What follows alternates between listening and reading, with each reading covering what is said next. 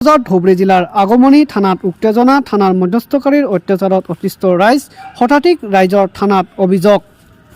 এজাহাৰ দাখিল মধ্যস্থকাৰীৰ বিৰুদ্ধে মধ্যস্থকাৰী দালাল আইনুল হকৰ বিৰুদ্ধে ক্ষোভিত খেৰবাৰী অঞ্চলৰ ৰাইজ খেৰবাৰী প্ৰথমখণ্ড গাঁৱৰ প্ৰয়াত আছিৰুদ্দিনৰ পুত্ৰ আইনুল হক আগমনী থানাৰ এক অঘোষিত কৰ্মচাৰী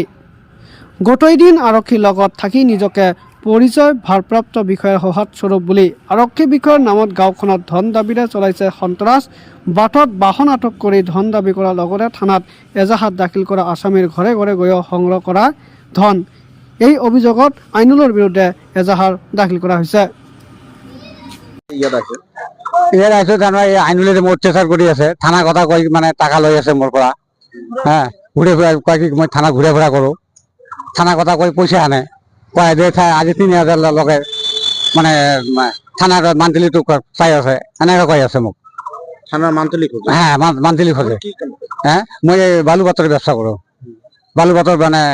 এই বটতলা চলাইছোঁ পেলাই কেনে টেম্পু দি মানে চাপ্লাই দিওঁ আৰু সেই সেইদিনা ডাম্পাৰ আহে সেইদিনা ডাম্পাৰ মানে পইচা লাগে ইয়াত নাহলে মোৰ ডাম্পাৰৰ মাল খালী কৰিব নেদে টাকা লাগে তাক কয় থানাৰ পৰা মোৰ ইয়ে আছে মানে থানাত ঘূৰে ফুৰা কৰে আৰু থানা কথা কৈ পইচা লয় ইয়াৰ আগত কিমান টাকা লাগছে ৭,০০০ লৈছে